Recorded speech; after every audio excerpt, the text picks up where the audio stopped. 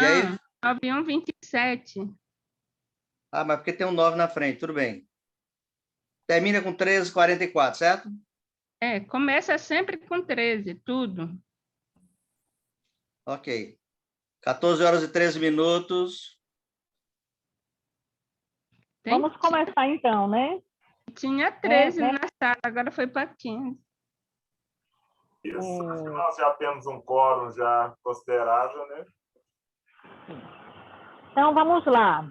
Eu sou Givalda Bento, aqui de Sergipe, sou militante do Partido dos Trabalhadores, e estamos aqui fazendo o papel de facilitador, né? Facilitadora. A gente tem duas pessoas que também ficam nessa retaguarda, que é o Wellington e o Valmir, né? Para poder fazer não somente esse acolhimento, mas também trabalhar a questão da metodologia, a forma de como a gente vai trabalhar, né? Seja bem-vinda, Fátima Piracicaba. Quais são os principais desafios, né? Obrigada.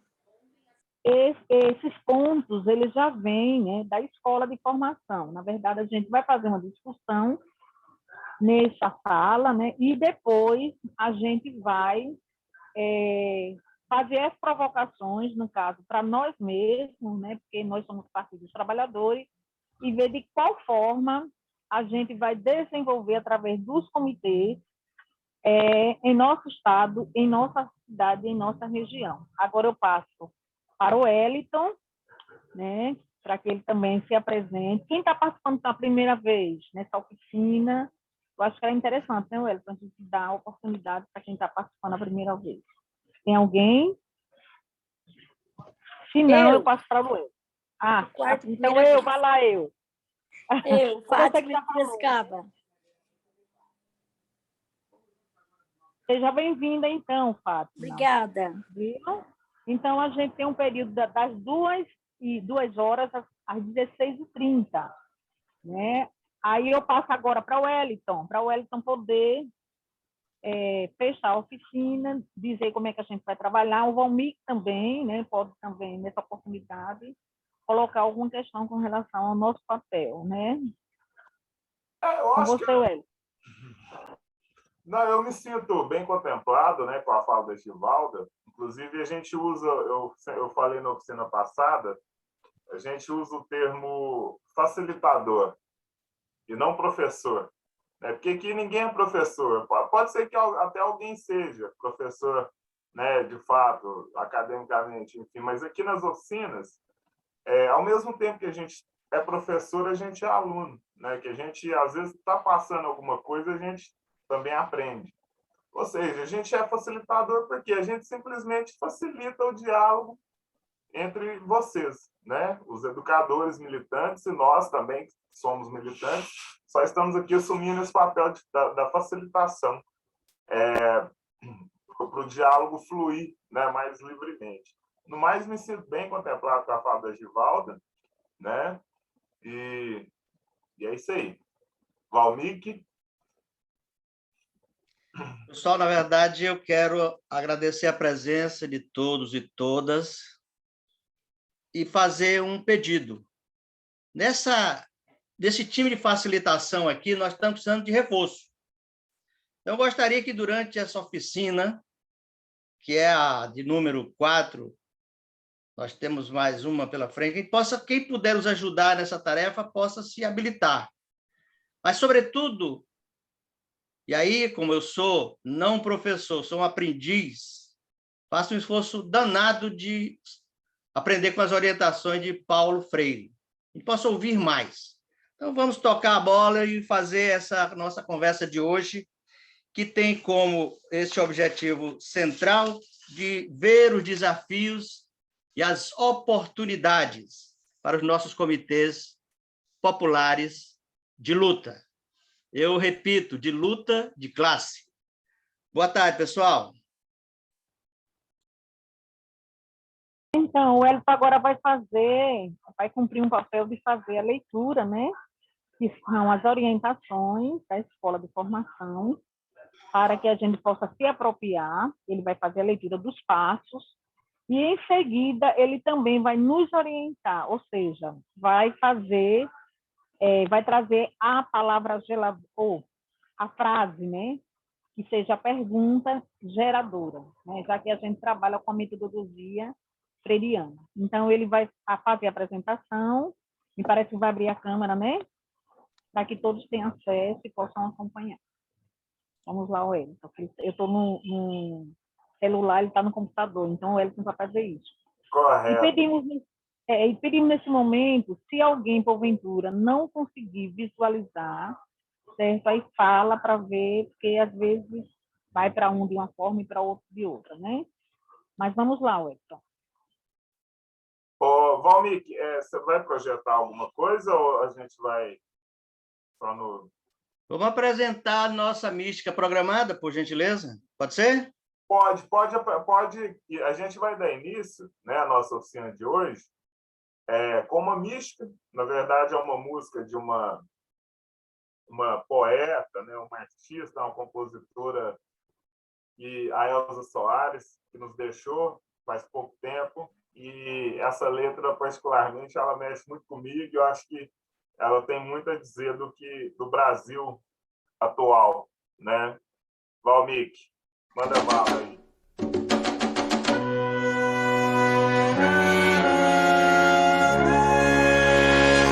Mil nações moldaram minha cara. Minha voz uso pra dizer o que se cala. O meu país é meu lugar de fala.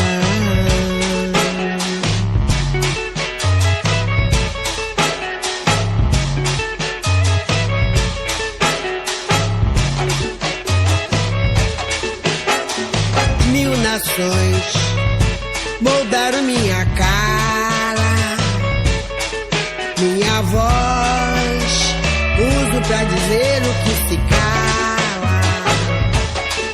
Ser feliz no vão, no triste, é força que me embala. O meu país é meu lugar de fala. Mil nações moldaram minha cara, minha voz uso pra dizer o que se cala. Ser feliz no vão, no triste, é força que me embala. O meu país é meu lugar de fala. Pra que separar? Pra que desunir? Por que só gritar? Por que nunca ouvir? Pra que enganar? Pra que reprimir? Por que humilhar? E tanto mentir? Pra que negar? Que o ódio é que te abala. O meu país,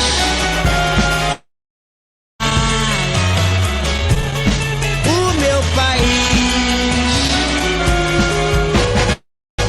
Mil nações moldaram minha cara, minha voz uso pra dizer o que se cala.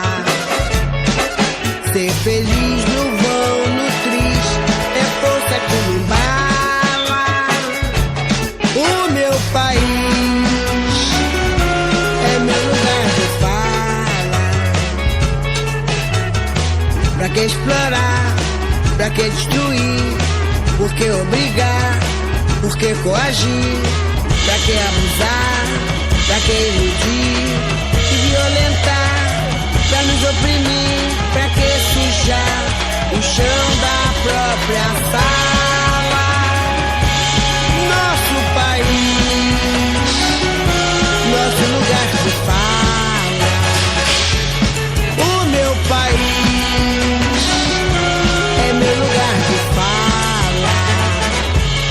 Nosso país,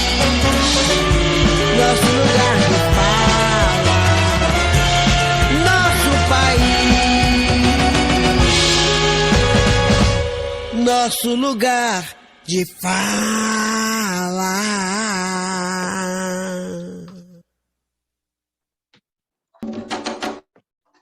Eu, Valmir, que nosso país precisa voltar a ser nosso lugar de fala, né, gente?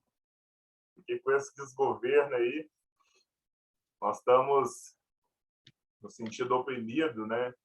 Humilhados, coagidos, violentados.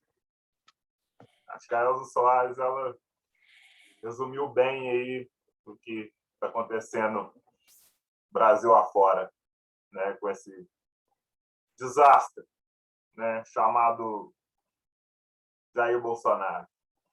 Mas, enfim, né? Eu acho que alguns aqui acompanharam as oficinas passadas, outros talvez pode ser a primeira oficina, mas o que a gente vai debater hoje, a gente vai discutir, a gente vai... No primeiro, vamos fazer um retrospecto, né? Primeiro, a gente discutiu a criação dos comitês, né? Como seria, por que criar, né? E fomos para as plenárias estaduais, né? Que especificou ali o debate mais centralizado na região de cada um, cada estado, cidade, enfim. Agora a gente vai partir para uma etapa importante nesse processo, mais uma etapa importante nesse processo, né? Que é os sujeitos e as realidades dos territórios, né? Quais são as principais dores dessas pessoas, né? Lutas e alegrias, desafios, potencialidades, formas de participação, construção e comunicação dos comitês nas redes e nas ruas, né? Ou seja, a gente entender melhor, traduzindo, a gente entender melhor com quem que a gente está lidando, né? Ou com quem que a gente vai lidar, quem a gente vai abordar, né? nesses comitês, os sujeitos, né? O Valmir começou a projetar ali agora. Então, Quem são os sujeitos trabalhadores ou trabalhadoras da ação dos comitês, e com um quadradinho cinza em cima, Valmir. Saiu. Quem são os sujeitos trabalhadores e trabalhadoras da ação dos comitês, juventudes, mulheres, né, LGBTs, negras e negros, migrantes, ativistas e meio ambiente, segurança alimentar, saúde, educação, cultura, suas demandas, realidades. Sumiu agora, Valmir?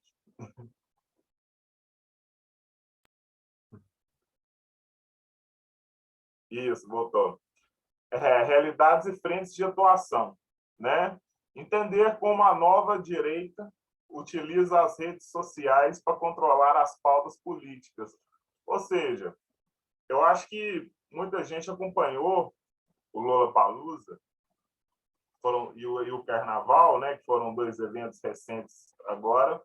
A gente já viu que a juventude já se desenha, já está começando a se desenhar de outra forma, né? Já está saindo daquele bolsonarismo e já está migrando mais para as nossas pautas, né? Que são as pautas mais socialistas, as pautas que o Lula defende, que o PT defende, que nós todos defendemos, né?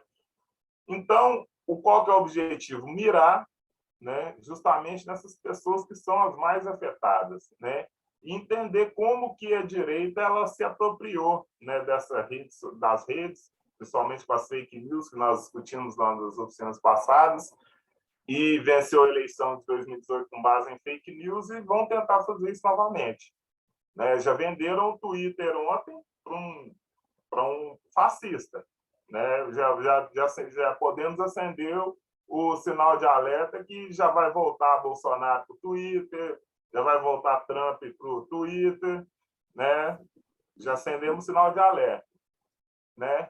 E a questão mobilizadora, com quais sujeitos e realidades o comitê irá atuar, né? Igual eu falei, com quem que nós vamos lidar, né? Quais são as pessoas que nós vamos abordar, que nós vamos conversar, que nós vamos trazer para dentro desses comitês para tentar um diálogo, né? Para tentar uma... Às vezes o sujeito votou no Bolsonaro, mas a gente conversa com ele, a gente fala, não, vamos conversar, né? Vamos tomar um café, talvez você... aí já entra a questão, mas o Lula roubou. Não, falaram que o Lula roubou. Isso aí já é uma coisa que recorrente, né? Que a gente escuta muito, que a gente sempre tem que estar batendo nessa tecla, né? Que é a defesa do Lula, né? E como político, como pessoa, enfim, das injustiças que ele sofreu. Isso a gente vai estar fazendo dentro dos comitês com esses sujeitos que vão estar que a gente vai estar integrando, né? Principais desafios e potencialidades apontados nos encontros estaduais, né? A gente também vai fazer um retrospecto, né, do que a gente achou que foi problema em comum, né, entre os estados, nas sistematizações. A gente viu muito problema em comum, muita gente... os desafios, né, são muito parecidos, né? Os desafios de diretórios fragilizados, buscar o envolvimento e maior compromisso dos diretórios e parlamentares com os comitês, compreendidos como estratégicos, buscar a militância do partido fragmentada, desmotivada, sem papéis nem espaço político de participação, né? Muito importante, enfrentar nossos próprios medos, inseguranças, ou seja, não ter medo de falar que é petista, não ter medo de falar que vota no Lula, né? Ir a campo, começar os comitês, ou seja, sair do campo das ideias, né? A gente volta lá em Paulo Freire, né? Reflexão, ação, né? E depois reflexão novamente. E agora a gente está no momento de ação, né? Ir a campo, começar os comitês, reconhecendo que já exigem organização, planejamento das ações, né? Reconhecendo que esses exigem, né? Organização, planejamento das ações, ou seja, fazer algo planejado, né? Financiamento dos comitês, né? Como que esses comitês vão se manter financeiramente, a estrutura, né? E criar nos comitês uma agenda criativa, envolvente, mobilizadora, que desminta as narrativas do ódio e do antipetismo, né? Que eu falei ali atrás, né? Que são sobre o Lula. Os principais desafios externos, né? O que está de fora do PT, o que está de fora dos comitês, né? Resgatar a memória da condição de vida anterior e pós o golpe, destacar o legado dos governos do PT, ou seja, na época do Lula e da Dilma, como que era a sua vida, como que era a sua compra no supermercado, você tinha carro, hoje você viajava, né? Enfim, como que era a vida antes e após o golpe, né, lá de 2016. Trabalhar com a consciência de classe, temos de trabalhar para viver, ou seja, consciência de classe. O sujeito ele admitir que ele é da classe trabalhadora, né? Ele é da classe baixa, às vezes da classe média, mas uma classe média baixa, que depende muito da classe trabalhadora, enfim, né? Furar a bolha e dialogar com a parcela da população que não votou em Bolsonaro, mas também não vota no PT, ou seja, aquele que se diz que não é nenhum nem outro, às vezes vota numa terceira via, às vezes vota em branco, tentar trazer ele para o campo petista, né? Enfrentar a empatia social, o descrédito com a questão pública, com a política. Ficou muito... A política de uns tempos para cá, ela ficou muito banalizada, principalmente por causa das reportagens na TV, porque muitas pessoas pensam, falam em política, eles já pensam, é ladrão, né? Eles ensinaram as pessoas a ter ódio de política. Tanto é que o Bolsonaro foi eleito em 2018 porque ele vendeu uma ideia de que ele não era político. É um presidenciável, vendeu a ideia de que não era um político e foi eleito. né? Agora as pessoas estão vendo o reflexo disso, né? Dialogar com evangélicos bolsonaristas, né? Porque o Bolsonaro se apropriou dessa questão das igrejas evangélicas, e as igrejas evangélicas, né, nunca foi extrema direita, né? Muito pelo contrário, assim, nós tínhamos, né, várias parcerias, dentro da igreja evangélica, o Bolsonaro se apropriou disso. Várias já estão saindo fora desse contexto do Bolsonaro, mas ainda tem muitas que a igreja, o pastor, enfim, insiste no bolsonarismo, né? Dialogar com essas pessoas, atuar em estados mais conservadores, em estados com um bolsonarismo rural mais organizado e violento, né? Ou seja, os estados que têm um índice maior de bolsonaristas, principalmente, eu notei muito isso na região centro-oeste. Eu estava nas plenárias estaduais, região centro-oeste, esses pecuaristas, esse pessoal que vive do desmatamento, da pecuária, agricultura, enfim, muitos são a maioria bolsonarista, porque apoia o desmatamento, apoia toda atrocidade com a natureza, enfim, multiplicar e manter os comitês após as eleições, ou seja, a ideia de que os comitês não é um comitê só para eleição do Lula, é um comitê para manter o partido engajado com a militância e com a população pós-eleições também, né? Porque o Lula, nós precisamos manter esse mandato para a gente não sofrer outro golpe igual aconteceu com a Dilma, né? E para isso é muito importante os comitês continuarem mobilizados mesmo após as eleições, né? Potencialidades. A realidade em sua concretitude, a pauta econômica da vida das pessoas, né? A disposição da militância para atuar nas redes e nas ruas de forma criativa, capacidade mobilizadora dos setoriais do PT, núcleos de base partidária, construindo comitês, né? As inúmeras ações de solidariedade nos territórios em curso desde a pandemia, que envolvem ativistas, simpatizantes, militantes, legado do PT no Executivo e Legislativo sobre o que queremos para o Brasil e para o nosso futuro, né? Essas são as potencialidades. Algumas propostas, né? Propostas, né? Mapear as condições objetivas de vida da militância e suas necessidades, né? Que seja alimentos, transporte, e articular formas de solidariedade e retaguardas do partido. Produção de materiais com orientações comuns, isso aí surgiu nas estaduais também, produção de material impresso, orientações políticas de que todos os diretórios organizem comitês, né? Se organizem os comitês independente de corrente partidária, né? Estratégias de comunicação, considerando recortes geracionais, relacionar comitês municipais, rurais com comitês temáticos, né? Ou seja, colocar esses comitês dos municípios e das zonas rurais com os comitês que já têm um tema específico, por exemplo, os comitês LGBTQIA+, né? De negros, das mulheres.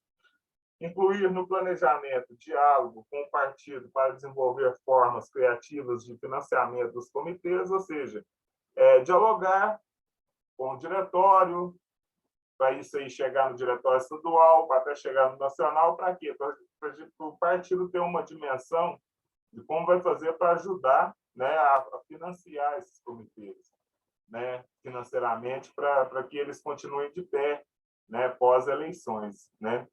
Preparar orientações para a segurança da militância, né? Ou seja, como nós vamos viver, né, estamos vivendo um ambiente muito hostil e violento, né, nós vamos deparar com todo tipo de gente, né? Então a gente tem que nos resguardar fisicamente para qualquer embate direto, qualquer confronto, enfim, que venha a acontecer.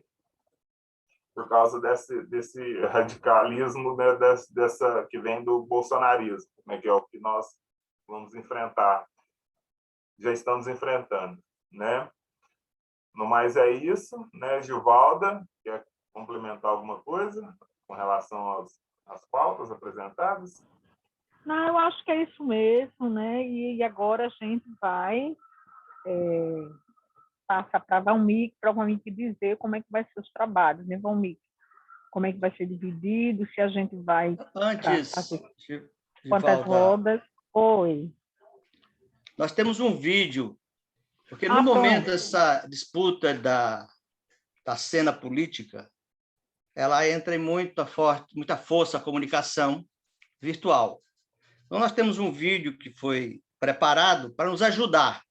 Além dessas contribuições que já foram relatadas, é um vídeo da Nina Santos. Portanto, vamos exibir esse vídeo e a gente, em seguida, passa para o trabalho em grupo, para a gente dar conta de responder a pergunta encomendada. Tá certo? Isso, Valmir, por favor.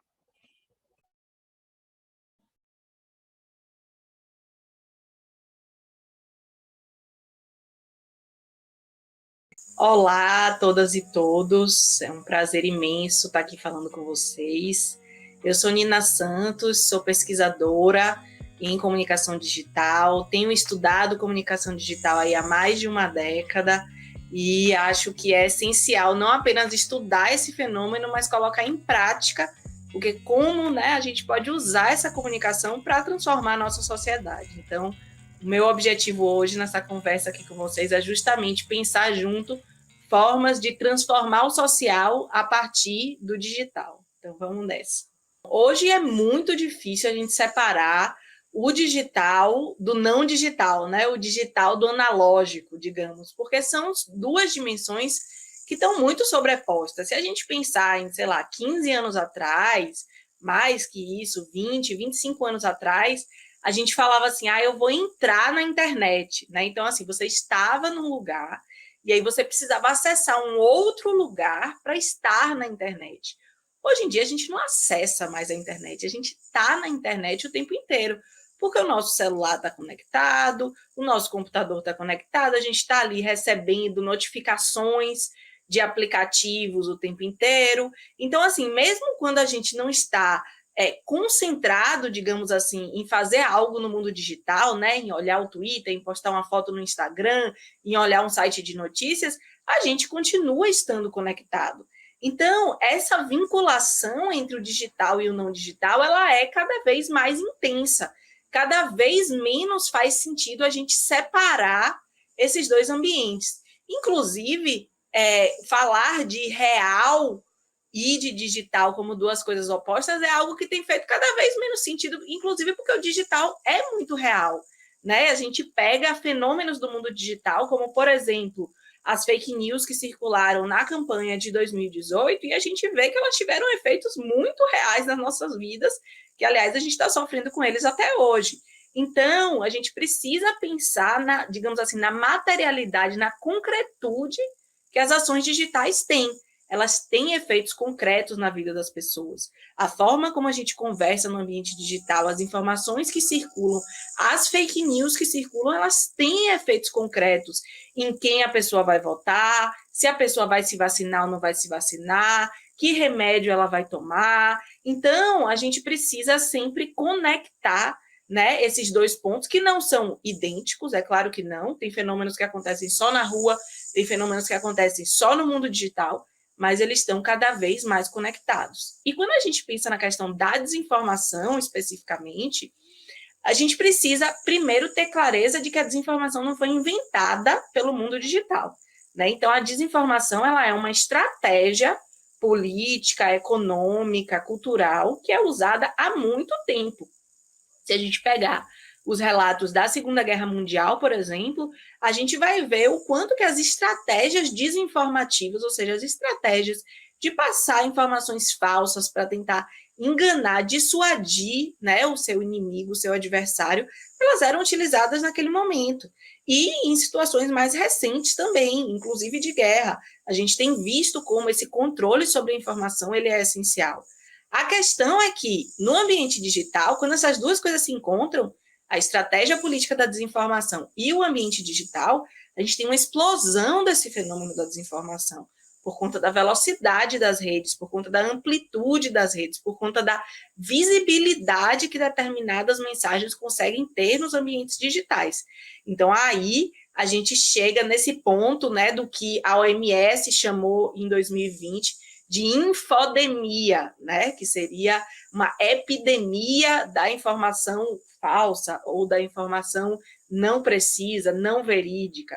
Então, eu acho que é importante a gente pensar aí nessa conexão entre essas duas coisas. O fato é que o ambiente digital ele pode ser apropriado de diversas maneiras, né?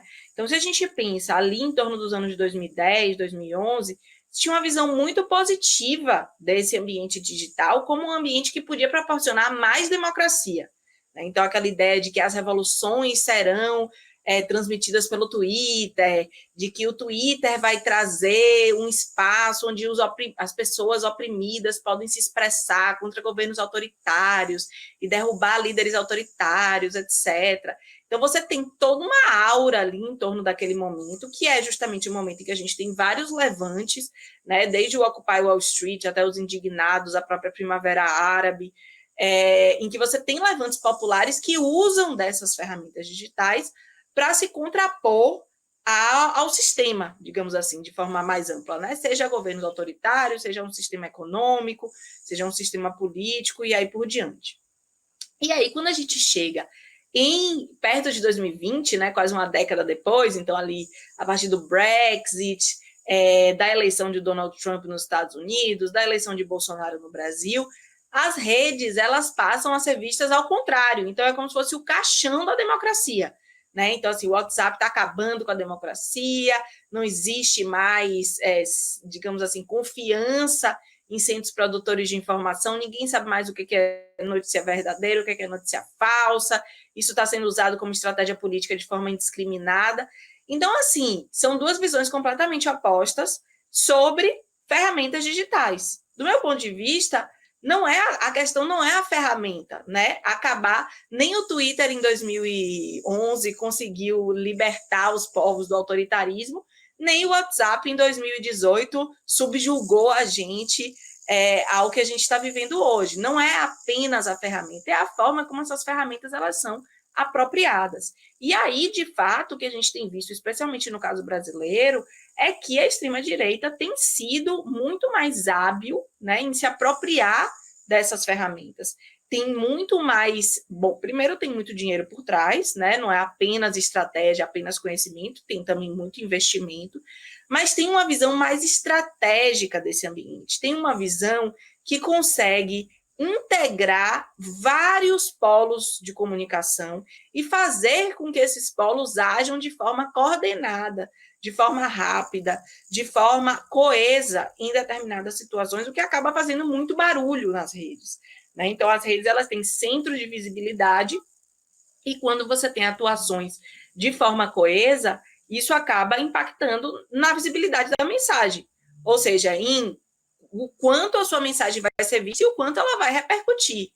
Isso tem também relação, é claro, com a própria estrutura da extrema-direita também, né? Então, se a gente pega as novas organizações que surgiram ou que se fortaleceram aí nos últimos anos, na última década, digamos, sobretudo a partir de junho de 2013, mas também ali naqueles movimentos pelo impeachment da presidenta Dilma Rousseff, são organizações muito novas, são organizações menos hierárquicas, são organizações com pessoas mais jovens na liderança, são organizações que já nasceram no ambiente digital. Então, isso acaba facilitando muito essa apropriação da extrema-direita desse ambiente digital, o que não significa que o campo progressista não ter capacidade de reagir.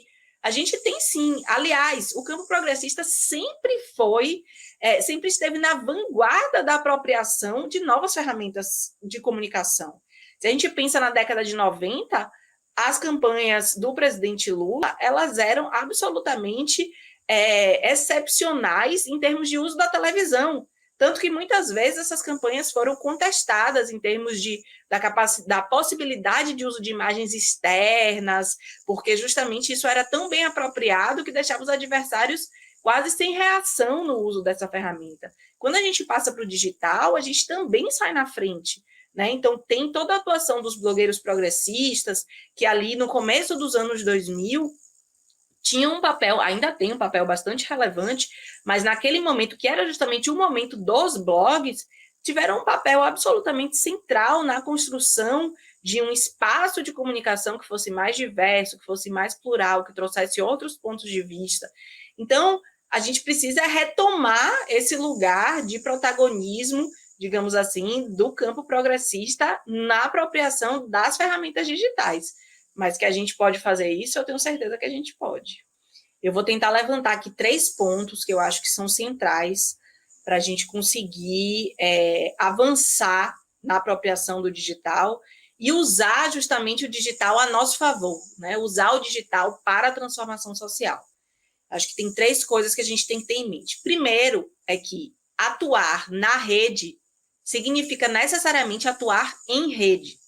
Então, assim, atuar na rede não é apenas criar um perfil do Twitter, criar um perfil no Facebook, criar um perfil no Instagram, criar um perfil no TikTok, que é a rede da moda no momento, e ir postando coisa, né? Como se aquilo fosse um outdoor e a gente fosse lá só expor o que a gente está fazendo. A lógica da rede não é essa. A lógica da rede é que a gente precisa estar conectado, a rede precisa ter conexões, precisa ter relações entre perfis, entre pessoas, entre páginas. Então, quando a gente está nesses ambientes digitais, a gente precisa pensar em formas de construir essas conexões. Essas conexões se constroem a partir de interação, então, de comentários, de responder os comentários das pessoas, de curtir interações com as pessoas, de estar atento a qual é o tema daquele momento. Então, tem muitas coisas que ganham visibilidade na rede num determinado momento, sobre as quais vale a pena a gente se manifestar. Claro que tem muita coisa que também não vale a pena se manifestar, né? Não vamos cair nessa ideia de que precisamos ter opinião sobre tudo a todo momento. Eu não acho que isso seja produtivo. Mas tem temas que sim nos dizem respeito à nossa comunidade, ou à nossa militância, ou à plataforma político-eleitoral que a gente está defendendo. Então, essas redes, elas são construídas a partir dessa atuação que se faz no ambiente digital. Eu acho que esse é o primeiro ponto, é não se isolar no ambiente digital, não achar que basta criar um perfil e atualizar aquele perfil. A gente precisa estar articulado, a gente precisa interagir com as pessoas, a gente precisa entender quem são os outros atores que estão naquele ambiente e que podem atuar junto com a gente de forma articulada, né? Eu acho que esse é um ponto essencial. O segundo ponto que me parece central é justamente conectar o online com o offline, né? Então, a gente vai para uma reunião presencial, a gente vai para um café da manhã que está sendo promovido, vai visitar uma parte específica da comunidade. A gente precisa que esse conteúdo esteja online.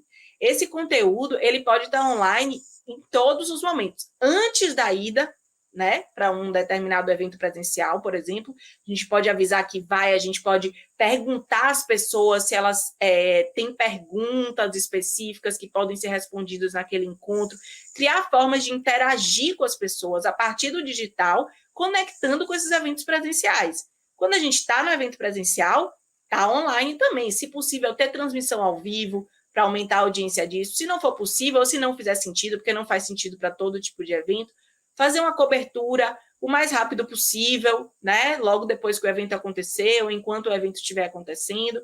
E depois do evento, também continuar incentivando que as pessoas interajam nesse ambiente digital, né? Venha nos contar como foi a sua participação, o que é que você achou, o que é que a gente pode fazer na próxima atividade. Então, assim, essa conexão entre o online e o offline, ela é muito importante. A gente precisa pensar também, eu citei esse primeiro exemplo de um evento offline que a gente vai tentar produzir conteúdo online sobre ele, mas a gente pode também pensar no contrário. Então, a gente tem hoje várias ferramentas digitais que podem ser usadas para tomar decisões de eventos não digitais, digamos assim. Então, por exemplo, enquetes, né, que podem ser feitas no Instagram, que podem ser feitas no Facebook, podem ser feitas no Google, tem várias ferramentas de fazer isso. Enquetes são formas não apenas de ouvir as pessoas, né, de trazer as pessoas para participar, mas também de fazê-las se sentirem parte da tomada de decisão. Então, essa coisa das pessoas se sentirem como parte do processo, trazer um público maior de uma determinada comunidade, de uma determinada cidade, de um determinado estado para participar da decisão, me parece que é muito importante, o que justamente linka com o terceiro ponto, que eu acho essencial, que é pensar numa certa descentralização, numa certa horizontalidade dessa atuação digital, digamos assim. Então, é claro que eu não acho que faz sentido pensar na horizontalidade total no ambiente digital. O ambiente digital também é um ambiente concentrado, também é um ambiente desigual, certo? Mas, ao mesmo tempo, a gente também não pode criar cadeias hierarquias muito grandes para atuar nesse ambiente. Se cada post nas redes sociais ou cada resposta a uma determinada pessoa precisa passar por 5 níveis de aprovação, a gente acaba perdendo o timing. Quando a gente consegue aprovar com todo mundo, o tema já mudou, ninguém quer mais falar daquilo.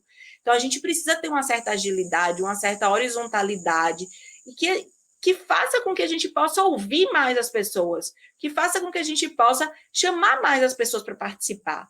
Então, eu acho que esses são 3 pontos essenciais aí. Conectar o online e o offline, estar na rede para agir em rede e pensar formas de descentralização da comunicação. Eu acho que essas são algumas chaves aí para a gente conseguir atuar melhor nesse ambiente digital. Então, eu acho que a partir desses pontos e de outros que venham, né, a aparecer, porque eu acho que o conhecimento da sua realidade local também faz toda a diferença para a atuação na rede. Essas atuações em rede, elas vão variar muito de lugar para lugar, não só em termos de quais são as redes mais utilizadas, mas quais são os temas que mais circulam, qual é a melhor forma de interagir, qual é o melhor vocabulário que eu posso usar. Então, esse conhecimento sobre o local, sobre o território, sobre a sua comunidade, vai fazer toda a diferença na sua atuação. Por isso é que esse trabalho de base que tem sido feito, e que eu acho que precisa ser cada vez mais fortalecido, ele é tão essencial para o trabalho em rede, né? A gente não pode se enganar que são 2 coisas completamente diferentes. Porque eu estou fazendo trabalho de base, isso não tem nada a ver com trabalho na internet, com trabalho em rede, que tem que ser feito de forma centralizada. Não, nada disso. É na comunidade que a gente constrói essa rede. E é essa rede que a gente constrói localmente, diretamente, presencialmente, que vai influenciar também na rede digital que a gente vai ser capaz de construir. Então, força aí, energia, sucesso, porque eu acho que a gente tem um caminho longo e a gente tem muita capacidade de conseguir melhorar a nossa atuação nesse ambiente.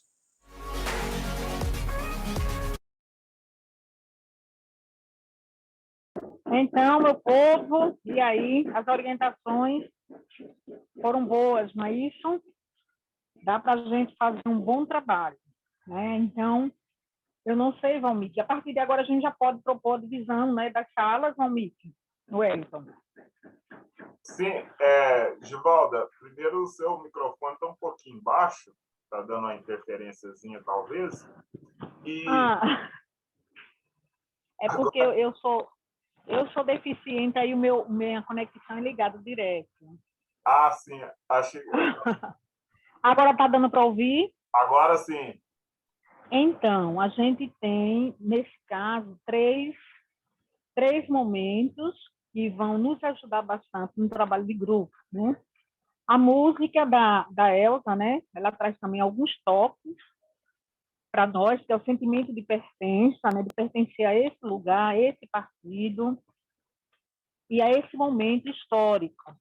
Aí vem as perguntas os questionamentos, aliás, foram trazidos como sugestões dos grupos, né? Dos estados inconstitucionais, e tem também uma contribuição desafiadora do ponto de vista da importância e necessidade da comunicação.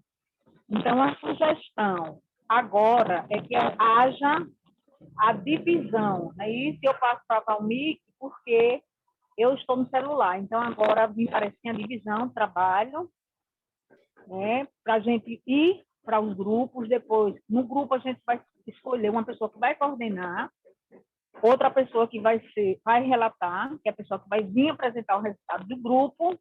Nesse caso, a gente tem 1h30 para fazer isso. Então, eu passo para a Valmir e falar um pouco da metodologia do trabalho a partir de agora.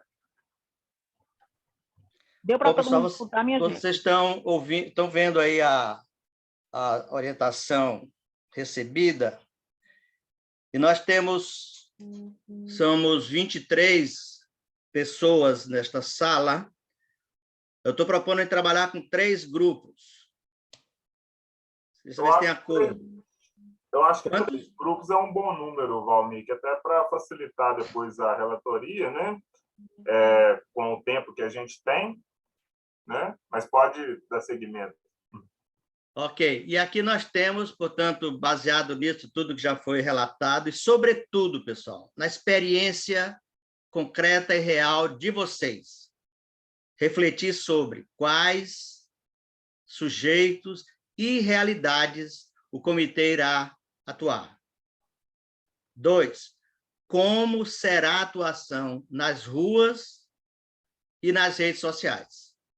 Portanto, a orientação já é conhecida de todos, chegar no grupo que vai ser distribuído automaticamente.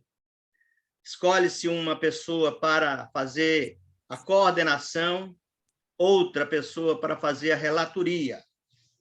E, logicamente, todo aquele cuidado da escuta, do respeito à fala, questão de gênero também, são orientações. Então, estas são as nossas encomendas, e vamos, então, preparar nossas 3 salas de um tempo de 50 minutos, de modo que dá para a gente concluir uma boa conversa e fazer uma boa contribuição. E aqui, por falar em contribuição, eu pediria que as pessoas que ficassem cuidando dos relatórios pudessem ir fazendo isso de forma escrita, copiando o que tem ou na sua anotação própria ou no bate-papo do grupo, porque na hora que você volta para o grupo principal, o que está no bate-papo do grupo não retorna. Então, eu pediria a contribuição não só da relatoria, mas de todos e todas, para facilitar o trabalho e aproveitar a maior fidelidade possível às contribuições, às ricas contribuições que teremos neste momento. Este é o momento central da nossa oficina, que é ouvir as contribuições a partir, principalmente, repito, das experiências concretas de cada um e cada uma. Então, estamos fazendo assim, pode ser? Bom trabalho, temos 50 minutos, e caso vocês tenham alguma necessidade, vocês podem consultar. Bom trabalho e Lula presidente.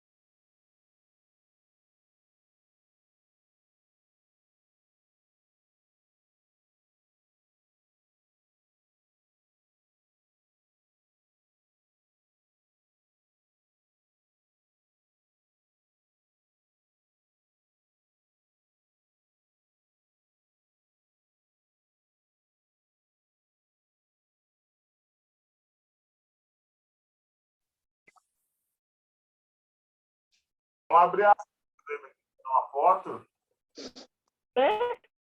Será que voltou todo mundo aí? Já, né? Chamar o maquiador aqui. Todo mundo retocou a maquiagem para fotografia. As celebridades precisam do maquiador aqui. Agora eu me senti presa. Olha que coisa linda! Fala na hora aí para fazer o... Vamos lá, pessoal. A animaçãozinha, olha aí, a animação. Wellington, cadê o L de Wellington? Valendo, Gi. Pronto, pode tocar, já está feita a fotografia. Eu acho que eu pisquei. Então pagou. Ficou lindo. Eu quero Valeu.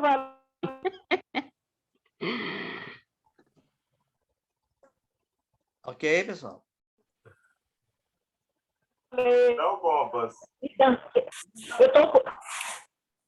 Bem-vindos de volta, né? Espero que tenham feito um bom trabalho, que tenha sido o trabalho em grupo. Pode fazer? Valda. Aqui é só importante, mano. Vou jogar você aqui no pessoal. Não, joga. Ah, sim. Então, eu vou tenham feito um bom trabalho, tenham bem aproveitado o tempo, né? E assim como a gente combinou antes de vocês irem, né? De vocês tirarem um relator, né? Para o que se na sala. A sala 1, só recapitular a sala 1. O Wellington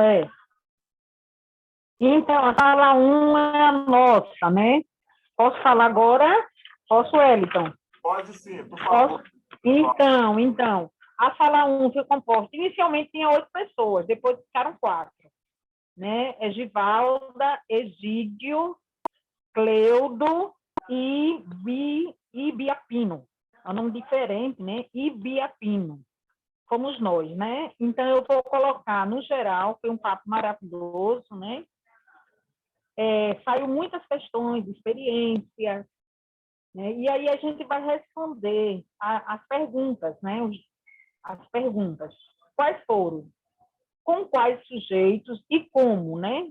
Com e como a gente vai desenvolver esse trabalho. Então, a gente vai trabalhar os comitês com quilombolas, comunidades ribeirinhas, periféricas, movimento de bairros, com a família, né? Também foi colocado, com os amigos, com todas as pessoas e eleitores, né? E o nosso papel, nesse caso, vai ser um papel de diálogo fraterno, amoroso e afetuoso, porque a gente precisa ter essa comunidade desarmada, né? Porque senão a gente não vai conseguir o que a gente precisa conseguir. Então, além disso, quem é o sujeito? O primeiro sujeito é eu. O primeiro sujeito é cada um de nós. E depois é nós, né? Como Lula faz, né? Eu tenho a figurinha de Lula lá, nós. É nós. Não pode ser nós imediatamente. Por quê? Porque nós somos de partido. A gente vai para a comunidade. Então, aquela fala que eu fiz anteriormente, né? A gente vai com uma perspectiva de escutar e ressignificar as falas das pessoas, né? De forma concreta e com sabedoria. Como é que a gente vai usar? Então, são ferramentas e estratégias que a gente vai ter que elaborar para justificar a nossa chegada ao governo, né? Foi colocado também que o comitê é um caminho, né? E aí, Ibiapino trouxe várias experiências, né, de Cuba. Desculpa eu falar o nome assim, Ibiapino. É porque ainda eu estou meio com esse nome. Nunca vi a primeira vez. Então, o meio de comunicação, ele pode ser estabelecido, usado através de várias ferramentas, o rádio, né? A televisão, tudo, né? Tudo que foi falado, inclusive com a nossa colaboradora, né? Que fez o último vídeo. Como os comitês precisam sobreviver, é necessário que haja um reforço e que ele também tenha uma tarefa permanente, que as pessoas sejam comprometidas com os comitês e com as tarefas, nesse caso, ter disciplina, então, assumir aquilo que vai fazer. Então, o PT precisa, né, porque o comitê não vai ser formado somente por petistas, mas, no caso, a direção do PT, né, tanto estadual quanto municipal, ela precisa ouvir e dar voto a essa escuta aos comitês. Porque, senão, a estrada ela precisa ser uma estrada de mão dupla, né? E foi colocado também algumas características do capitalismo, né, que a gente precisa também trabalhar, são elementos importantíssimos, que é a questão do 20% da população brasileira que sobrevive através de empregos, e grande parte, a massa brasileira, elas são empreendedoras, né? E aí, nesse caso, cada região ela tem as suas habilidades na questão do empreendedorismo, né? Por exemplo, a minha comunidade, ela vem para a cidade, mas ela vai trazer o quê? Ela vai trazer a ostra, que eu não sei se algumas pessoas que conhecem, vai trazer o sururu, que é o marisco, vai trazer o peixe. Ela nunca deixou a minha comunidade quilombola, comunidade cigana, de ser empreendedora, né? Mas elas não eram reconhecidas como empreendedoras. E manter essa alimentação, nesse caso, manter essa energia, né? O Cleudo, que foi o coordenador do nosso grupo, ele levou, Cleudo, parabéns, você está com muita energia boa, muita energia positiva, né? Você está, né? A gente, Egídio e Biapino está mais um pouquinho atrás de você, mas essa energia é muito boa, né? Porque a gente precisa falar das políticas públicas do governo Lula, mas também, já conquistada, né? Mas também ver quais são as políticas desafiadoras que a gente precisa, que é cotas, paridade, é saúde, é educação, aí por aí vai, né? Além de, a gente também, através do comitê, seremos agentes de interlocução. Como é que a gente vai fazer essa interlocução com outras pessoas, com outro movimento, né? A comunicação, eu já falei, né? Que seja a comunicação que atenda os nossos sonhos, que a gente consiga se perceber no outro. Isso. E tem umas palavras que elas não são soltas, certo? Mas elas veio como palavras-chave. Chaves, que é o quê? É a iniciativa, né? É um elemento importantíssimo para as pessoas que vão estar no comitê, a persistência, porque a gente vai encontrar, sim, algumas dificuldades, aí tem que persistir, a compreensão, né, de o que são fatores externos, não somente externos, do ponto de vista das cidades, do Estado, mas especialmente de outros países, né, que influenciam muito na economia do Brasil. Qual é o tempo, hein? Também. Quem está perguntando? Benedito, é porque eu estou um pouco preocupado com o tempo. Ô, Benedito, mas eu sou a relatora do grupo, Benedito. Eu estou trazendo o resultado do grupo. Viu? A questão do capitalismo, entender, né? E compreender como é que o capitalismo está aqui no Brasil, onde é que ele se encontra, né? E a dominação também. Compreender, aprender através das nossas experiências. E são esses pontos que a gente trouxe aqui para esse grupo. E se alguém do grupo achar que falta acrescentar alguma coisa, ele pode colocar.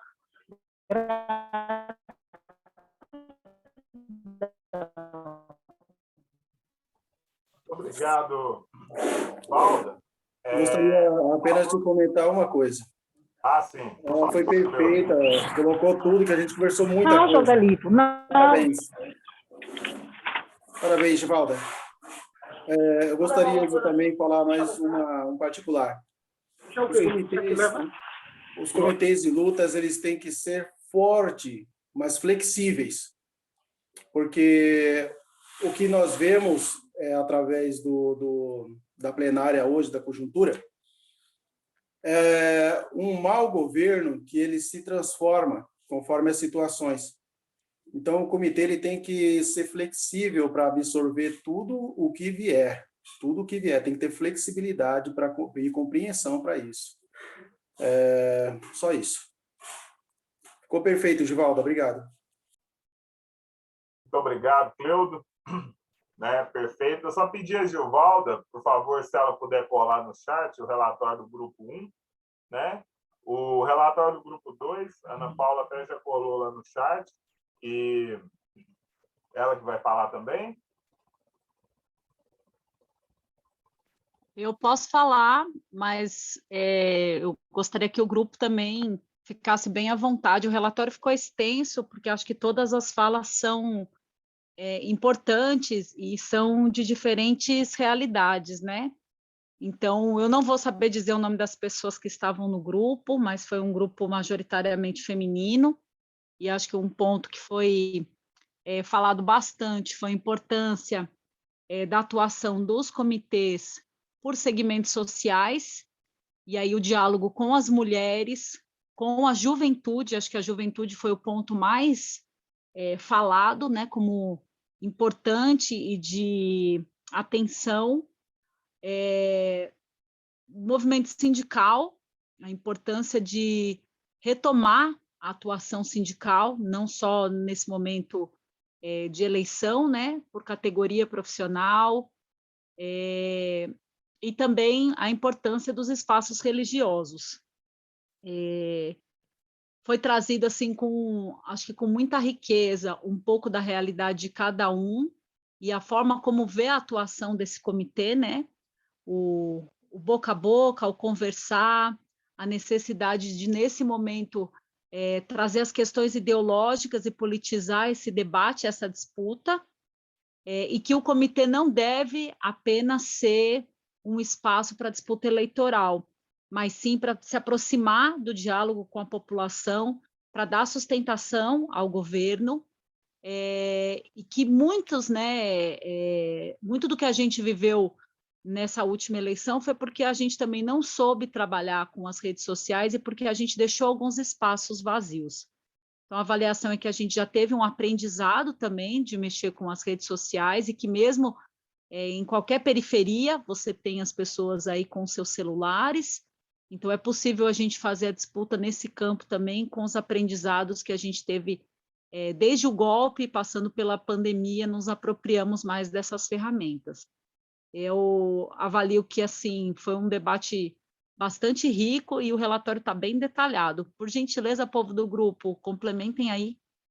E gratidão, aprendi um bocado.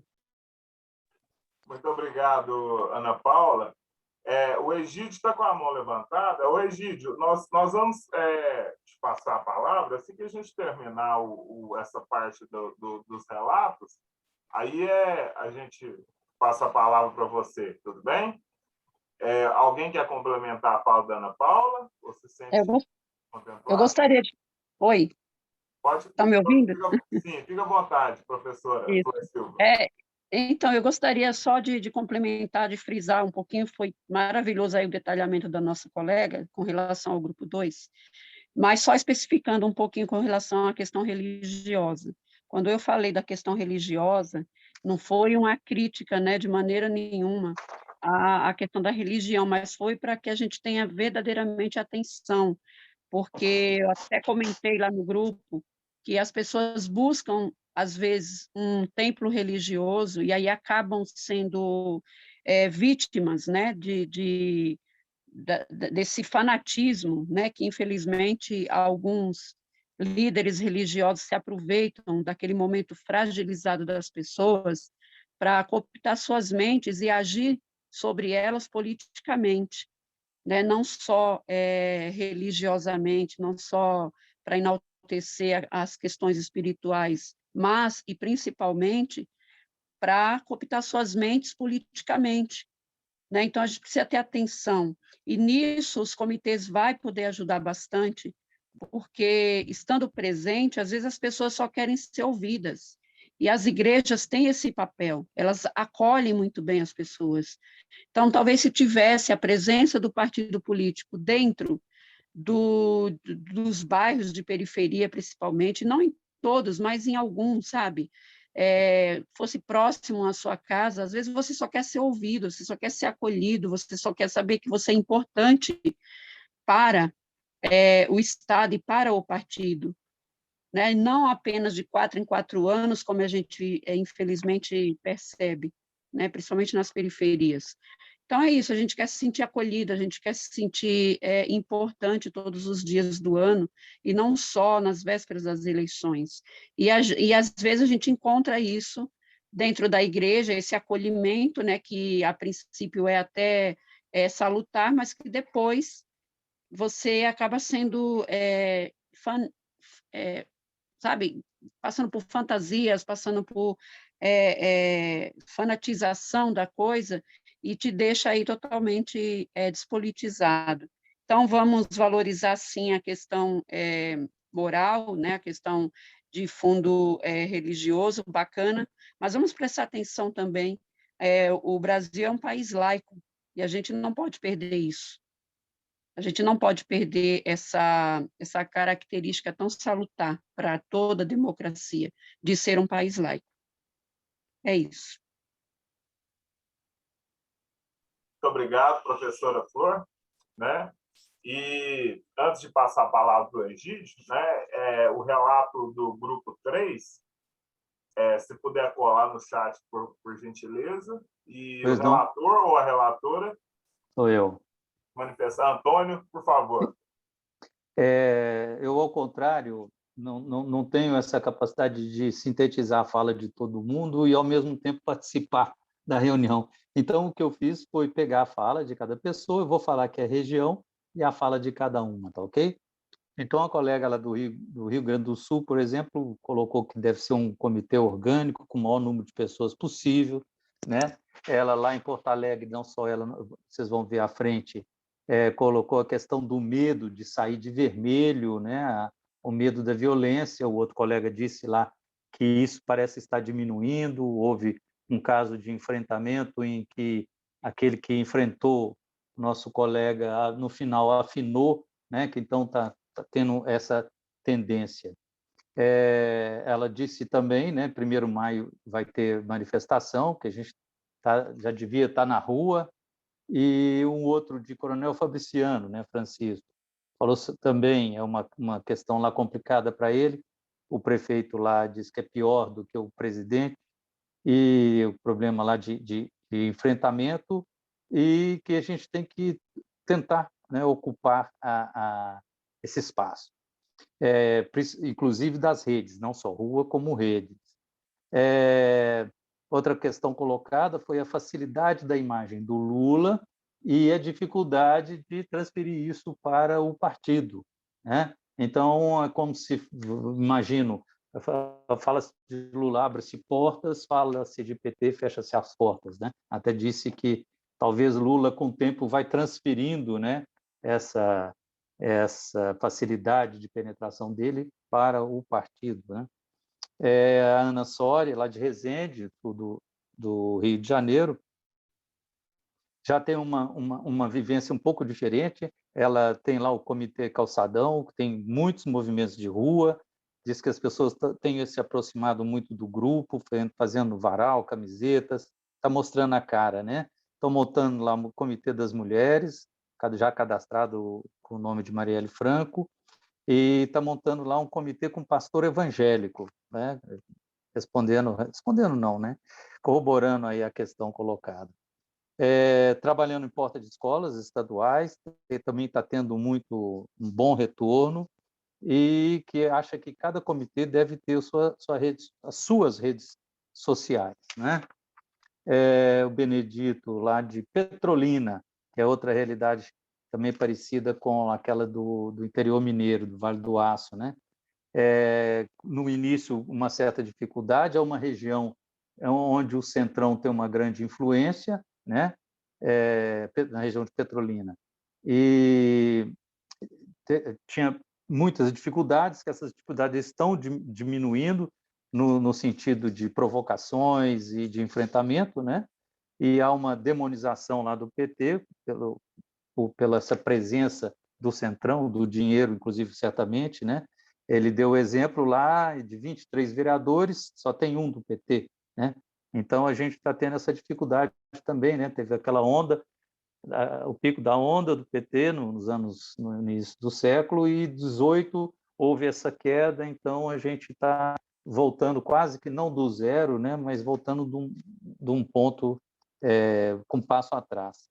A Diana, acho que não está nos acompanhando mais, falou de Londres e falou lá, né, que o ocupante lá da cadeira presidencial ganhou lá, e me parece, nós já tivemos outros relatos da Alemanha e outras regiões, parece que ele ganhou muito aí no exterior, mas está havendo um bom trabalho aí em outros países, né? E a gente falou também de trabalhar os indecisos, né? ela reclamou que precisa conhecer bem o programa do PT para poder defender melhor, né, o programa do partido. E eu tive uma posição em relação a isso, que é a seguinte: 10 a 20 a 30% são, né, desse grupo de extrema direita, mas acredito que do grupo mesmo sejam uns 15%, a gente dá para trabalhar uns 10% aí, se não, lógico, votar no Lula, mas pelo menos anular. Então, acho que um trabalho que a gente pode fazer paralelo também, por exemplo, eu faço isso com parentes, né? Estou fazendo, vou ser mais incisivo no final, de trazer eles para o nulo, aquele que certamente, na dúvida, votaria em Bolsonaro, trazerem para o Lula. É isso. Eu tenho uma dúvida. Eu teria que colocar isso, porque é muita observação, eu tenho que digitar isso tudo e colocar no chat? Como é? Antônio, assim, de repente, você está no grupo lá do WhatsApp, não tá? Sim.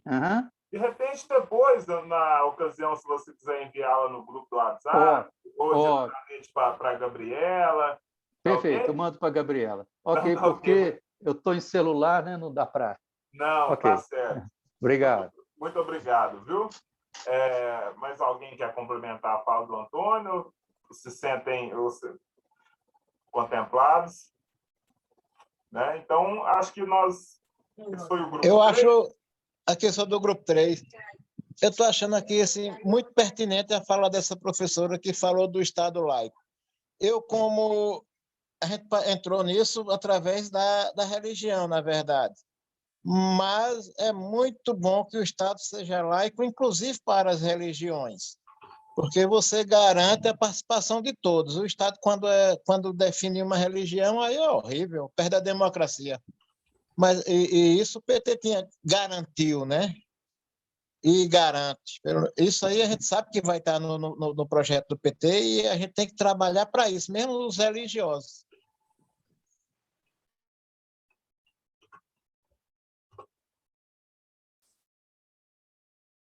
Muito obrigado, Benedito, né, pela contribuição.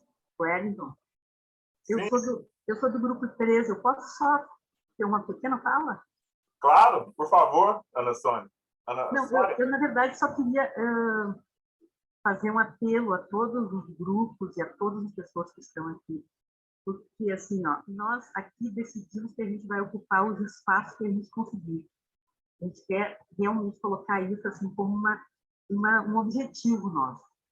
E eu, assim, no nosso grupo, especialmente a Gabriela do Rio Grande do Sul, diz que tem ainda muito receio de andar nas ruas, de vermelho, de com Lula, e aqui a gente está ostentando isso, sabe? Então, assim, eu gostaria de fazer um apelo às pessoas do nosso, né, que estão aqui, principalmente no grupo, e que estão fazendo comitês, usem roupas com Lula.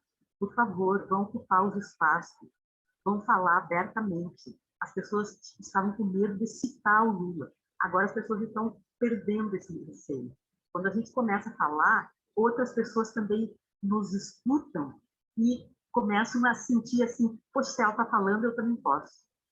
Sabe? Então, a gente fez esse treino aqui, a gente conseguiu, sabe, ocupar muitos lugares. A feira livre da cidade, que ia só bolsonarista, hoje a gente vai lá e senta nas mesas e circula com as camisetas e não vimos assim nenhuma hostilidade, sabe? Pelo contrário, a gente encontra iguais, sabe? Encontra os nossos parceiros.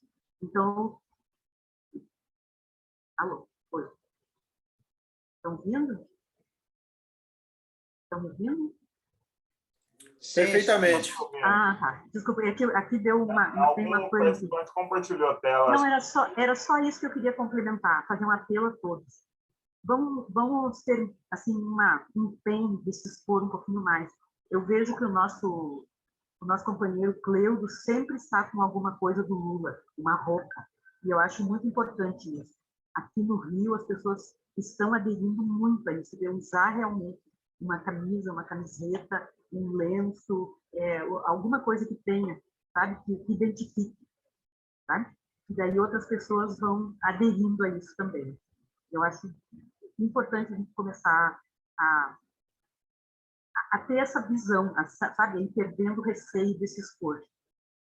Tá bom, gente? Foi uma atividade muito gostosa hoje, muito prazerosa. A gente aprende a cada dia que está aqui junto com todos vocês. Tá? Agradeço a coordenadoria, aos monitores. Tá? Eu acho que cada um, né, traz um pouco e leva um pouco também. Tá? Boa tarde a todos. Muito obrigado, Ana, né, pela sua contribuição. Né? Com isso, a gente fechou as relatorias do grupo. Nós estamos com 2 inscritos. Né? Primeiro, o Eugídio, que já tinha pedido a fala, e a Gilvaldo está com a mão levantada também. Eugídio, por favor. Ô, Wellington, obrigado. Acho que eu tenho 2 minutos, eu acho, ou 3, né? Vamos lá. Eu tenho quantos minutos, Wellington, por favor? Oi, Eugídio, seu som está um pouquinho baixo. Repete, por gentileza. Eu digo assim, eu tenho quantos minutos? 2 minutinhos, para a gente não agarrar muito, porque a gente tem minutos de fecha. Beleza. Não, assim, Wellington, e todos os companheiros, estamos aqui 21 pessoas. Eu sou o Eugídio, São Paulo, capital, dirigente do partido aqui da região leste, São Mateus, precisamente, região da periferia de São Paulo. Assim, Wellington, de todos aqui, eu conversei bastante com o companheiro Cleudo, né, com os demais membros do nosso grupo. É assim, eu vou tentar resumir aqui. A companheira Givalda fez uma boa explanação, só vou complementar. O partido, nós precisamos, de uma vez por todas, aqui a gente pode falar isso, né, Wellington? Aqui pode, na rua não, hein? Aqui pode. Nós precisamos urgentemente acabar com essa hipocrisia de fala solta. Falar de paridade e não tem paridade. Falar que tem que renovar o partido e não renova nunca. Precisa parar com essa questão. A questão dos comitês, Wellington, que é muito importante, que eu brinco aqui, eu falei para os companheiros, que na verdade é os núcleos, né, de base, né? Lá em 80, quando foi formado, né? Na minha opinião, singela, são os núcleos. E isso é uma questão. E, por fim, nós temos que, de fato, falar com o nosso povo da quebrada da rua. E falar no grupo da família, falar no boteco, falar no jogo de futebol na várzea, falar com todo mundo que é o PT que vai tirar o Brasil dessa miséria, desse abandono, sabe? E usar as redes sociais toda hora para falar sobre isso, para combater as fake news. Então, é mais um complemento que eu dou aí do grupo e dizer que nós temos muito para discutir e o PT, de fato, precisa parar. Os caciques só querer, ficar lá no seu pedestal e não vai para a base. Desculpa, mas muitos só estão preocupados, inclusive, dentro do partido, não é nem no executivo, viu? Só com recurso, por causa de salário de dinheiro. Precisa parar com isso. Ou então nós vamos ficar falando para nós mesmos e não muda nada dentro do PT. Desculpa que eu me alonguei. Obrigado. Muito obrigado, Eugídio, pela fala, né? Pela contribuição. Gilvalda? Com a mão levantada? Ou... Não sabia que meu nome era difícil. É Givalda. Correto, Givalda. Então, assim, olha, eu só queria saber do Valmir, se a dona Ana está aqui no grupo, se ela apareceu hoje. Não, a dona Ana não... Esclarecendo, a dona Ana, ela não está e ela justificou que ela não poderia participar da oficina de hoje. Então, a gente precisa somente fechar, né? Ficou um grupo, não foi, Valmir, sem passar o relatório, né? Diz que vai colocar num grupo do TAP, não é isso? Todos os grupos apresentaram o relatório, Givalda. Não, um grupo não colocou aqui, vai passar através do Zap. Ele apresentou de forma oral, mas vai passar através do Zap, não é isso? Isso, o grupo que ainda não colocou no chat é que o Antônio Guerra, ele ficou de mandar no WhatsApp para a Gabriela depois, para ela sistematizar, junto com a relatoria da oficina. Isso. Então, assim, eu vou colocar minha fala final hoje, na tarde de hoje, agradecer a todos e todas e todos, né, por ter participação nesse grupo, dizer que nosso diálogo... Tem alguém com fone aberto aí. Tem alguém com fone aberto. Não, tá todo mundo fechado nos microfones. Agora que é. Então, dizer, né, que foi muito bom, como a Ana falou, esse momento, né, um momento caloroso, onde a gente se percebe, né, nesse grupo, onde, a partir das experiências dos vários estados, a gente se fortalece, essas experiências, elas são fortalezas muito fortes e potentes, né? Dizer para o grupo que eu sou evangélica, missionária, mas sou de esquerda, viu? E a igreja, pelo menos que a gente, o templo que a gente trabalha não, o tempo que a gente, porque todos nós somos voluntários, eu e meu marido, e mais algumas pessoas da família, a gente faz um trabalho que o Gilberto colocou em uma das falas aqui em Sergipe, muito, muito linda, né?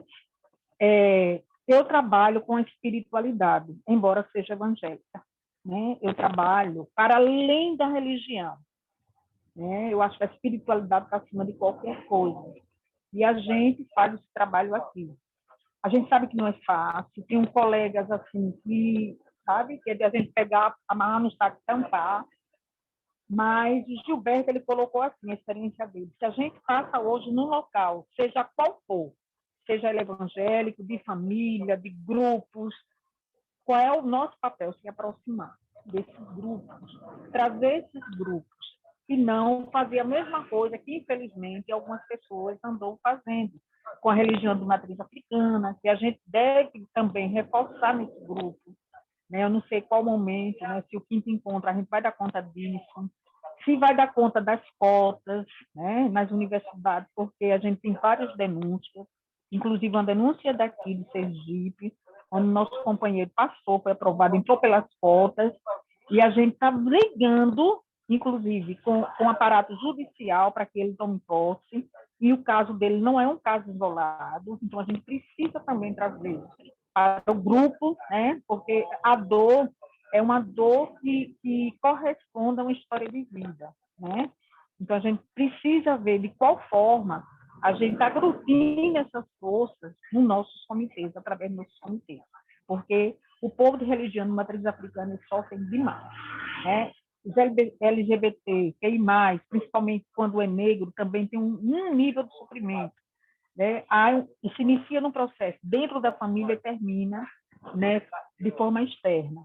Então, é assim, é de dizer assim, que de forma fraterna a gente precisa, e a gente acredita que é possível retomar o país, né, de uma forma diferente, trazendo cada um de nós para dentro do partido, levando algumas pessoas para dentro do governo, né, que eu coloquei aqui num grupo nosso, né, a gente não precisa estar todo mundo dentro do governo, a gente precisa salvaguardar esse trabalho que o irmão traz, Ibiapino, né, ele traz da experiência de Cuba, experiência cubana. Então, que esses comitês, eles não sejam comitês provisórios, mas que sejam comitês permanentes, assim como alguns movimentos relutaram e existem até hoje, né? Tem movimento que vem da década de 70 e até hoje ele está aí, passaram por governos autoritários, passaram por governos intermediários, que foi o tal do FHC, passou por governo democrático popular, está passando por esse governo e está existindo e resistindo. Então, assim, é trazer essa força para nós, né? Dizer da importância do registro, né? Nós somos freirianos, Freire colocar uma observação que é da rigorosidade. A rigorosidade não significa que você tem que ser igual, mas a gente precisa fazer esse registro, porque tem um momento que a gente vai reapropriar esse espaço. E onde é que a gente encontra essas experiências? A gente só encontra se elas estiverem sistematizadas. Né? Dizer a Valmir da contribuição valorosa que ele vem dando, né, em todas as oficinas, e ao Wellington também agradecer, e principalmente aos companheiros que estão aqui colaborando com essa fé e esperança do esperançar. É isso. É isso aí, eu passava um mic para o Wellington. Contigo, Wellington. Então, companheiros, companheiras, né, muito obrigado a todos que contribuíram com essa síntese. Agora nós vamos, antes da gente ir para os finalmente, né, para a gente estar fechando a nossa oficina, só uma breve explanação aqui do comentário de todos vocês, falar que é muito importante esse trabalho em subgrupos, esse relato, porque esse relato que vocês fizeram aí agora, eles vão para uma síntese, né, para uma relatoria, que vai ser encaminhada para a escola, que vai chegar no Diretório Nacional, ou seja, os militantes com voz ativa, né, no partido, nós que somos militantes, né? E se algum dia alguém reclamou que o PT não fez o trabalho de base, ou não fazia, ou não está fazendo, hoje não pode reclamar mais, né? Porque tanto a Jornada Nova Primavera primeira, quanto essa segunda agora, foi acho que foi o maior trabalho de base que um partido poderia fazer no país, né? Foi o que o PT fez e continua fazendo. Então, um apanhado geral da fala de vocês seria 2 palavras simples, que vocês já têm todas as ferramentas na mão, vocês já têm as ideias, vocês já sabem aonde ir, vocês já sabem quem abordar, vocês sabem onde trabalhar. Basta colocar em prática, né? A organização, né? Agora é a parte da praxis, né? A metodologia da praxis, né? A reflexão, ação, reflexão. Agora está na hora da ação, né? E como que a gente vai agir? Ir lá na Casa 13, né? O filiado, registrar o seu comitê, vai lá no Casa... Por quê? Porque o PT precisa ter um panorama, precisa ter dimensão do tamanho que está esse projeto, até para estruturar melhor, né, para os anseios dos comitês, o PT precisa desse registro, né? Então, cada um de vocês que começarem a formar seu comitê ali, vai lá no Casa 13, faz o login com seu e-mail, a senha. Se não souber o e-mail, a senha, clique em esquecer senha, que eles vão mandar um lembrete para o e-mail que foi cadastrado, ou para um número de celular, enfim, né? Então, é muito importante esse registro, né, na página da Casa 13, e também está lá acompanhando as novidades, né, com relação ao projeto, né? E para reforçar as tarefas pós-oficinas, né, organizar e definir as formas de funcionamento dos comitês, construir os planos de trabalho que serão retomados na 6ª oficina, né, que na próxima oficina nacional, definir responsabilidades estaduais para o acompanhamento dos comitês, articular o coletivo estadual de formação e orientar o acesso à plataforma da escola e biblioteca virtual com os materiais de apoio e conteúdo. Foi o que eu falei mais cedo, que lá no login, lá, quando vocês clicam em entrar na sala, né, tem lá a biblioteca, que lá vocês vão encontrar todo o material de oficinas passadas. Dessa nova oficina, agora ainda não está lá, porque o site ainda não atualizou, agora que nós começamos a rodada, né, de oficinas, e dessa rodada agora, recente, nacional. Então, mas daqui uns dias já vai estar disponível lá novamente, né? E, no mais, eu acho que é isso, né? Foi um prazer estar aqui com vocês, né? Passar essa tarde junto com vocês. Eu acho que tanto eu quanto todos vão sair daqui renovados, com mais força ainda, da gente eleger o Lula e criar comitês, espalhar comitês aí Brasil afora, está registrando o Casa 13, que é de suma importância, né? A Gabriela sempre vai estar entrando em contato com vocês aí no WhatsApp. A professora Flor, já mandei para ela aqui, que ela vai adicioná-la no grupo também. Valmik, quer dar uma palavrinha? Quero agradecer, mas antes o Carlos levantou a mão. Você deseja sim. rapidamente, Carlos? Desculpa, Carlos. O Carlos tinha levantado a mão e eu falei, Carlos, seu microfone está desligado, por favor. Então, Hérito e Valmir, né, obrigado pela observação aí. Eu só quero pedir desculpa a vocês, aos companheiros, porque eu estava trabalhando, né? E você sabe, se a gente não trabalha, a gente não sobrevive na família, né? E eu cheguei assim, fiz de tudo para chegar em tempo, né, para poder estar participando, porque já perdi o anterior. E eu fiquei muito triste com isso, porque a minha vida é o PT, né? O Partido dos Trabalhadores, a minha vida a gente está lutando em prol dessa libertação, né? Sair desse golpismo, né? E eu quero pedir desculpa, mas eu estou aqui, consegui chegar em tempo e eu quero abraçar a todos, né? E eu tenho certeza que teve uma boa discussão, eu não consegui acompanhar esse fórum, mas eu fico feliz em ter, pelo menos, ter a possibilidade de entrar aqui e agradecer a todos. Eu tenho certeza que a luta continua e nós vamos reforçar todas as bases possíveis em todo o Brasil. Eu estou falando aqui de Vila Velha, no estado do Espírito Santo, tá ok? Obrigado, Carlos. Seja muito bem-vindo. Nós vamos continuar nessa luta classe. A luta de classe continua. Eu quero só, agradecendo, pedir para a gente agendar o próximo dia 3 de maio, às 14h, será a nossa próxima conversa, nossa próxima reunião, próximo encontro. E quero também pedir um esforço nosso de contatar outras pessoas da nossa turma.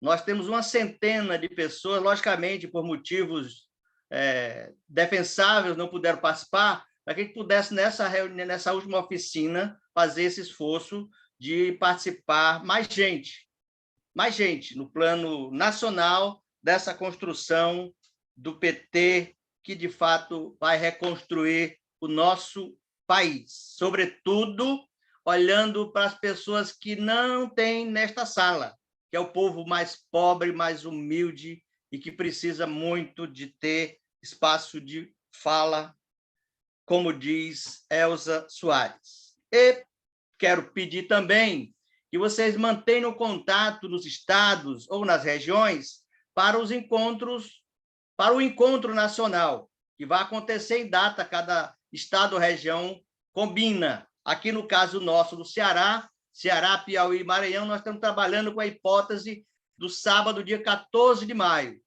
Mas em outros cantos, outros dias poderão ocorrer o evento, que possam nos articular, porque é mais uma complementariedade da nossa atuação do plano local dessa discussão, que é, na verdade, uma questão do âmbito do nosso país. E agradecer a vocês e contar certamente com a contribuição para a gente ampliar a participação de outras pessoas. E, para encerrar, vamos ouvir aqui uma mensagem de ânimo, que é um convite ao nosso Lula presidente. Isso. Antes do Valmir colocar o vídeo de encerramento, né, a mística final, quem puder, quiser colocar no chat aí um sentimento, né, como está saindo dessa oficina, né, ou como que está vendo o cenário político, enfim. Enquanto rola a mística final aí, quem quiser se expressar aí através do chat, pode ficar à vontade. Como diz a Bíblia, quando o justo governa, o povo se alegra. É hora de voltar a ser feliz, e logo, porque é tudo para ontem. O Brasil tem pressa. O Brasil precisa de Lula, e Lula já. Lula já, pra acabar com a fome. Lula já, chama logo o homem. Lula já, pra que outro nome? Não dá mais, não vou arriscar. Lula já, pra olhar pra frente. Lula já, pra cuidar da gente. Lula já, nosso presidente. Não podemos mais esperar. Tem gente que sempre foi Lula, tem gente que nunca foi Lula e agora tá lulando. Eu já lulei, e você? Lula já, pra olhar pra frente. Lula já, pra cuidar da gente. Lula já, nosso presidente. Não podemos mais esperar. O Brasil tem pressa. O Brasil precisa de Lula. e Lula já! Lula já!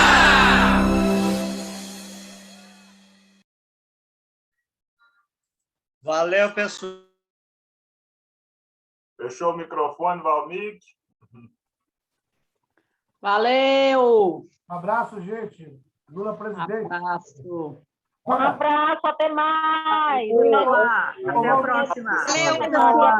Liga o microfone, manifesta. Lulando. E estamos nas vésperas de nossa verdadeira felicidade. Lula já! Foi um grande prazer. Lula presidente. Ó, o mutirão Tchau. dos títulos, viu? Façam mutirões. Valeu, pessoal. Até a próxima. Obrigado. Próxima. Até a próxima.